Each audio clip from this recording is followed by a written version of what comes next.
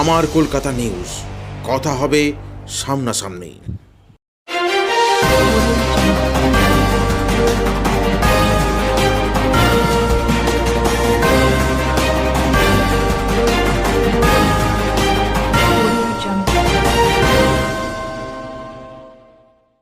ভারতের রাষ্ট্রীয় স্বল্প সঞ্চয় অধিকর্তা সংগঠনের হুগলি জেলা সম্মেলনে অনুষ্ঠানে হুগলি চুঁচুড়া পৌরসভার সভাগৃহে অংশগ্রহণ করলেন হুগলির সাংসদ লকেট চট্টোপাধ্যায়।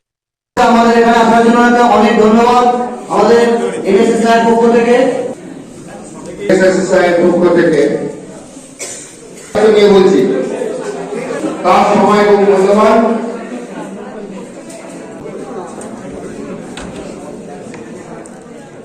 মাননীয় লালু মল্লিক,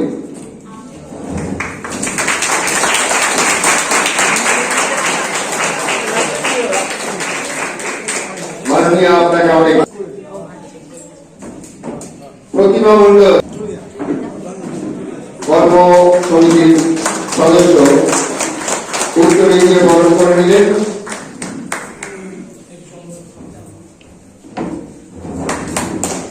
দিদিকে রাখি পরিয়ে তিলক পরিয়ে বরণ করে নিচ্ছেন আমাদের এই সদস্যরা।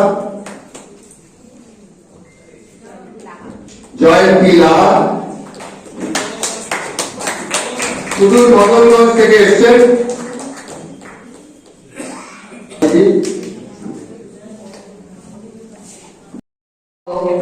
যাকে অল ওভার ইন্ডিয়ায় রয়্যাল বেঙ্গল টাইগার বলে, তো আমি সিঞ্চন দাকে বলবো তবে আমাদের সমস্যা বা অন্যান্য বিষয়গুলো তুলে ধরা।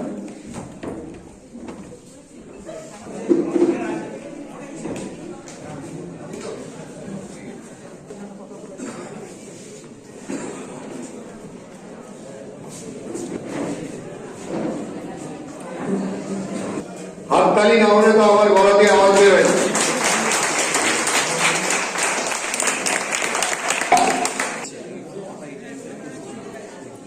আমাদের পরিচয়টাকে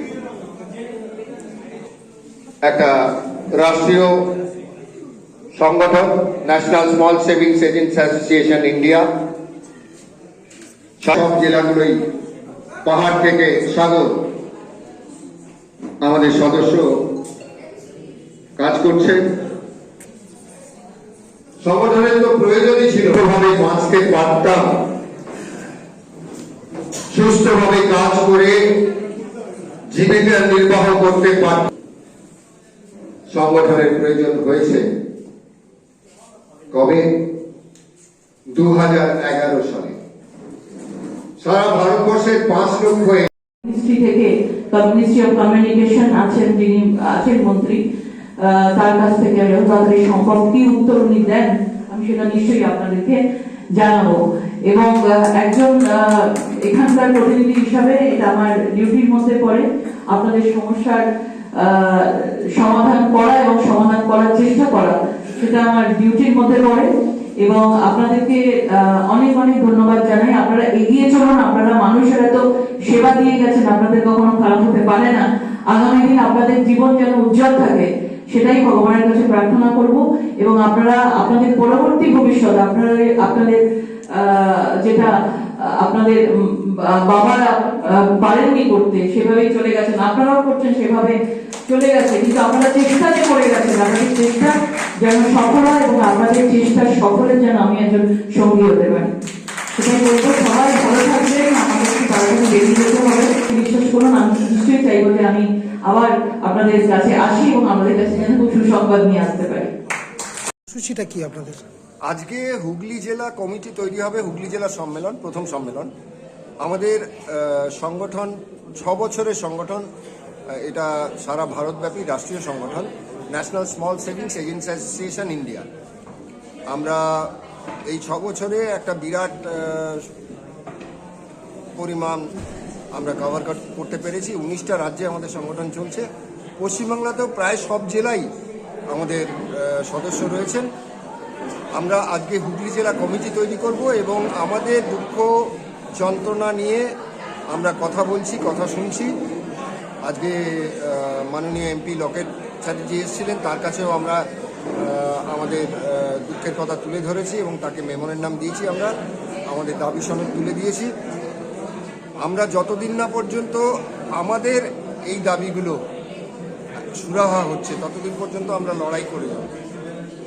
মূল সমস্যাটা কোথায় আপনাদের জন্য? মূল সমস্যা একটা বললে হবে না, আমাদের বলা হয় অর্থনৈতিক চৌকিদার, অর্থাৎ ভারত সরকারের পোস্ট অফিসে যত ডিপোজিট হয় তার ম্যাক্সিমামটাই আমরা এজেন্টরা লোকের বাড়ি বাড়ি গিয়ে সংগ্রহ করে এনে সেটা ডিপোজিট করাই। তার বিনিময়ে আমরা 2011 সালে 1% কমিশন পেতাম। ভারতবর্ষের ইতিহাসে কেন পৃথিবীর ইতিহাসে এরকম দেখা যায় না যে রোজগার কারুর কমিয়ে দেওয়া হয়। আমাদের 2011 সালে 1% থেকে 0.5% করে দেওয়া হয়েছিল এবং 12 বছর কেটে গেছে। একজন মন্ত্রী থেকে শুরু করে, আমলা থেকে শুরু করে, একজন সাধারণ ব্যবসাদার, একজন সাধারণ লোক, তার প্রত্যেকেরই আয় 3 গুণ হয়ে গেছে, কিন্তু আমরা যে তিমিরে ছিলাম সেই তিমিরেই আছি। আরও আমাদের সরিয়ে দেওয়া হয়েছে, আমাদের বেশ কিছু ভালো স্কিম যেগুলোর থেকে আমাদের সরিয়ে দেওয়া হয়েছে। Senior citizen savings scheme, Sukanya Samriddhi, PPF, নতুন করে হয়েছে মহিলা সম্মান নিধি, এখানে আমাদের কাজ করতে দেওয়া হয় না, কিন্তু আমাদের দাসত্ব প্রথার মতো ব্যবহার করা হয়। আমাদের এই কাজগুলো করতেই হয়, কিন্তু আমরা কমিশন পাই না, আমরা রোজগার পাই না, বাধ্য হয়ে আমাদের সার্ভিস দিতে হয়। এটা আর কতদিন চলতে পারে?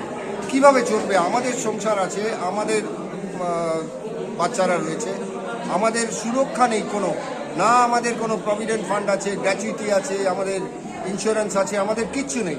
আমাদের কেউ মারা গেলে পুরো ফ্যামিলিটা শেষ হয়ে যায়। এই নিয়ে আমরা আজকে আওয়াজ তুলেছি। অনেক দিন হয়ে গেছে, আর নয়, দেয়ালে পিঠ থেকে গেছে। রাজ্য সরকার আমাদের জন্ম দেয় এবং ভারত সরকার আমাদের পালন করে। আমাদের দুটো সরকারের কাছে আর্জি যে আমাদের জন্য কিছু করুন, না হলে এই পুরো সিস্টেম নষ্ট হয়ে যাবে। এই সম্মেলনটা কি এই প্রথম বর্ষ? এটা হুগলি জেলায় প্রথম বর্ষ, কিন্তু এরকম সম্মেলন আজকে হয়তো সারা ভারতবর্ষে 5টা 6টা হচ্ছে। আমাদের রাষ্ট্রীয় সংগঠন চলছে, এজেন্ডা চলছে সব জায়গায়। কি নাম? আমার কলকাতা নিউজ, কথা হবে সামনাসামনি।